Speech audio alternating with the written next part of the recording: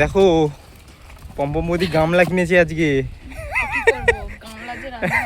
হ্যাঁ দেখি গামলাটা দেখি একবার দেখা তোর পুরো তোর পোদের সাইজের মাল, পুরো একদম মানে খাপে খাপে এঁটে যাবে। গ্যাস নেই এখন স্টিলে ইন্ডাকশনে রান্না করতে হবে। তাও সত্যি। চ বাড়ি চ, রান্না বান্না করতে হবে। গ্যাস পাওয়া যাচ্ছে না, তাই দেখো ইন্ডাকশন বার করেছি। আর স্টিল ছাড়া তো নেবে না, এই যে স্টিলের গামলা কিনেছে পম্পম বৌদি। আবার পম্পম বৌদির মাপের সেটে একটা গামলা কিনেছে যাতে ঠিকঠাক সেটিং হয়।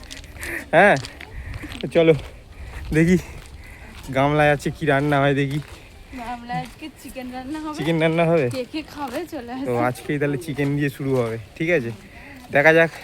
আর তোমরা কমেন্টে জানাও কোথাও গ্যাস ফ্যাস পাওয়া যাচ্ছে, তাহলে আমাদের বাড়ির যত সিলিন্ডার আছে নিয়ে একবার গ্যাসটা ভরিয়ে আনবো।